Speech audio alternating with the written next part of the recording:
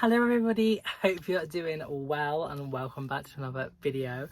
This is match day 2 of my Bookish World Cup 2023 and in today's match vlog, reading vlog video thingamabob, we have got Japan versus Norway. I am so excited. So for Japan we have got Days at the Murasaki Bookshop by Satoshi Yagesawa, translated from Japanese by Eric Ozawa. I cannot wait to read this book. Just look at that cover. That is one of the most beautiful book covers I have ever seen. Like, that is just exceptional. It is so beautiful. And representing Norway, we have Alice at the Fire by John Foss, translated from Norwegian by Damien Searles. And like in match day 1, which you can check up there in the playlist, I'm gonna divide the page numbers by 3 for each book. Read the first third of this, first third, do an update, second third, update. Thing. So just so I'm sort of going, like, I'm not reading all of one and all of the other. I have actually started both of these books. I started reading a bit of this one and I started reading a bit of this one. At the moment I am enjoying it. Like, I'm enjoying one a bit more than the other, but you shall see that in the first update, which will be coming soon. I cannot wait to start reading more of this one. I am loving this at the moment.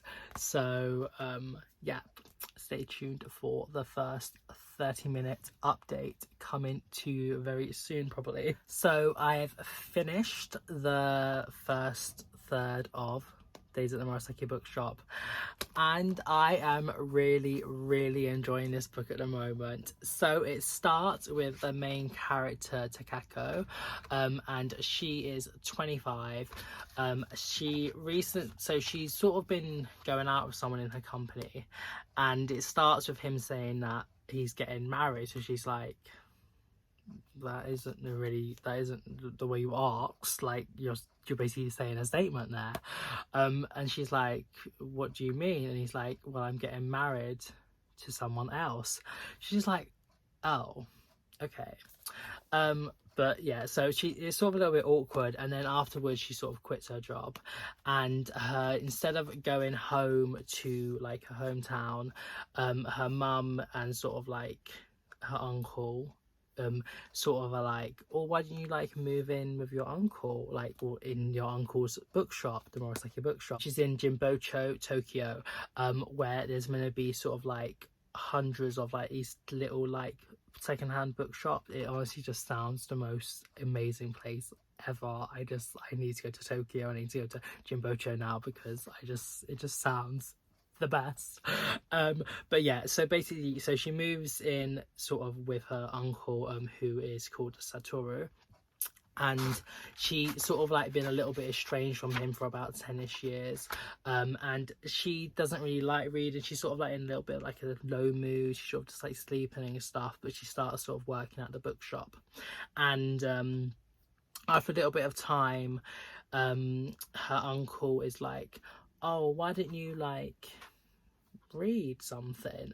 So she's like, well, I'm not really that interested. But with him and this other like regular customer and some people that she meets at a cafe nearby, she does actually start reading books in the bookshop, and she finds this sort of like relatability with the characters in the book she's reading, and she's understanding like why people do read and how fun it is, and how it's so lovely to like see yourself in literature, and like these just understanding different like human conditions, and there's so much like diversity, and it's just I'm just loving it. Like, she is basically like why I read. That is why I read, and I'm like seeing myself in her like she is seeing herself in books. And it's just so enjoyable at the moment. I cannot wait to continue. I don't know how Norway's gonna fare, but this has already got like an early goal, like a very early goal, just because of I'm just so entranced and so like just needing to read more of this. So I really don't want to put this down, but I am going to start reading some of Alice at the Fire. I have already started this.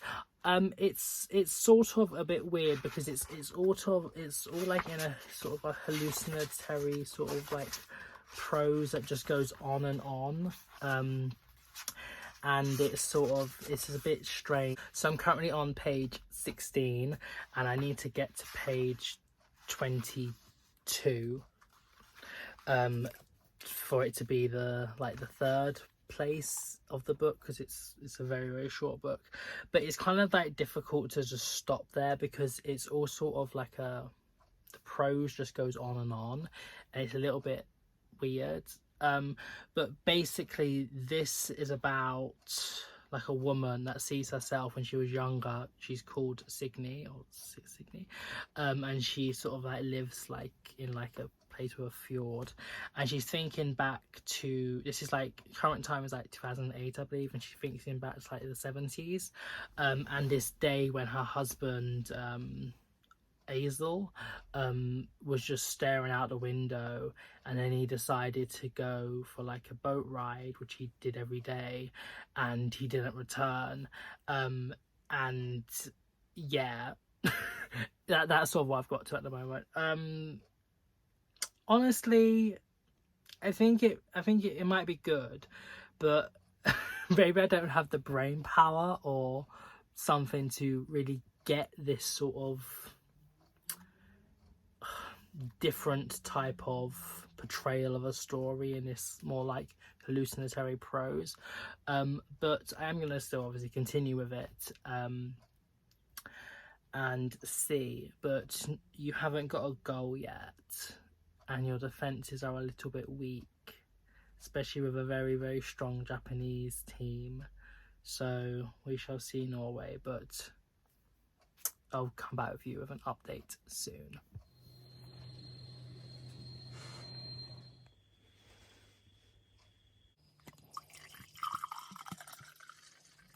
Hey everybody, so I have an update. So I haven't read any more of this one, even though I should have before getting onto this one. But I want to finish on this because this is actually good. Whereas Alice at the Fire, I am quite honestly hating.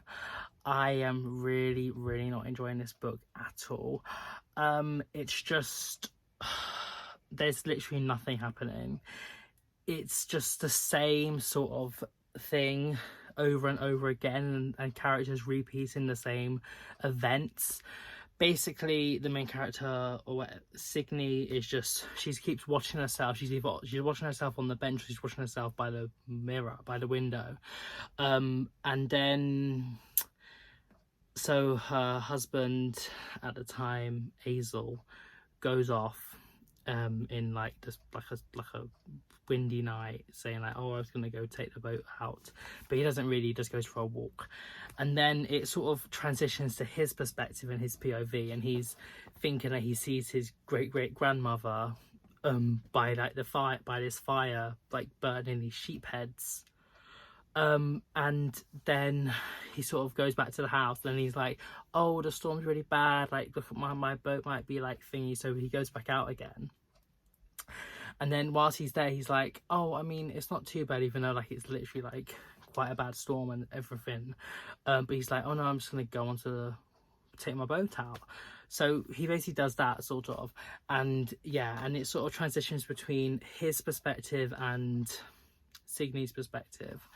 And they just sort of repeating the same thing, and oh my gosh, like basically every 2 lines it says he thinks, she thinks, and it's just so continuous. And there's these sentences that literally go over like multiple pages, like 4 or 5 pages long, and like it's just one whole long sentence with like commas breaking up the different like syntaxes.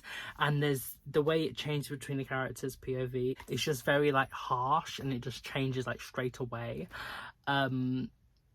And yeah, I am honestly hating this book so much. I just want it to finish, and it's just such an unenjoyable reading experience. So I'm currently on page 52. I've got 22 pages left. I literally cannot wait for those to be over. And then I'm actually going to start reading the second third of Days at the Murasaki Bookshop, and then I'll finish that, and then I can finish this book that I am so excited to get back to, because it is actually good. So like I think I said earlier, that already Japan got an early goal just because of how it pulled me in. Whereas Norway, you've given away like 2 penalties, love, and they have both been converted, so it is already 3-0. I'm sorry, Norway, but this book is sort of, I hate it. I really, really don't like it. Maybe some people that sort of like this like stream of consciousness, like hallucinatory sort of just like ongoing like tangential like prose and stuff might enjoy it, and I know some people do like it, but I just cannot get on board with it one single bit, and it's just very, very frustrating and annoying. And I can sometimes forgive a book for being like weird in some sense and just like going off on one, but there's no actual storyline, there's no like message, there's nothing that's like, there's no crux to it. It's just going off for the sake of it, and I just can't really forgive it for that. So I'm sorry, but you are already 3 goals down, and it seems quite likely that Japan will win by quite a big margin. But I'm super, super excited to get back to this, and I shall give you an update when I finish the next section. But yeah, that is the little update for now. Hey, so let's come back to the final update on the Japan-Norway match, because I have both finished these books now. Like I said, I was going to continue reading this and finish it, and then finish this one, and I did do that. Quickly back to Alice at the Fire. I honestly cannot really remember what happened. It was just the same thing. I saw myself, I thought this, I think that, I think that, I think this, and it just goes on and on and on. And yeah, I really, really did not like this book at all. I honestly, I hate it. I hate this book so much. Yeah, I literally cannot be asked to talk about it any longer or think about it and like think about what happened, because honestly nothing happened. And then with the Days at the Murasaki Bookshop, so in like part 2, it sort of comes back more to her uncle Satoru, is like his storyline in some sense, but it is still all from Takako's perspective. And the wife of Satoru comes back after 5 years away, Momoko, and it's sort of just like, it talks more about like her life and sort of like what happened, what happened for her to leave, and why is she back, and different things like that. And like there's like a trip in the mountains, and it's just so beautiful. And then also there's like this other character called Wada, and that is someone that she meets like in this like cafe, and they talk in a bit and stuff. That's all I'm gonna say. I really, really love this book. It doesn't necessarily say that much or have much of like an impact, but it's just a very, very nice book to read. It's very easy. It's like these short chapters, so easy to follow. It's just a lovely reading experience, and also just how it talks about like being a reader and like finding like the books and characters you love, and just exploring these different worlds. That is just really nice. And I just really like these characters and like how well like developed they are, considering how quite a small book it is. And I just enjoyed this totally. So before the last update, it was 3-0 to Japan. Norway, you let in an own goal, and Japan got another one at the end because I just really like this book. So it ended 5-0 to Japan, which is crazy. I did not know it was going to be that one-sided, but well done Japan on moving forward to the next round. Norway, you are going home with your head held low because you did not put up a fight, love. I'm sorry, that book was terrible. But you, Japan, are in a really good strong position to see who you're up against, and I am just excited to see how the competition develops. For star rating, I'm probably going to give this like 1.75, rounded up to 2 on Goodreads, maybe 1.5 possibly. And Days at the Motorcycle Bookshop, I'm probably going to give 4.25, rounded down to 4 on Goodreads. So yeah, that is the end of today's video. I hope you enjoyed it, and stay tuned for the next match, which will be Netherlands and South Africa, which should be coming soon, hopefully. I don't know how I start reading it yet.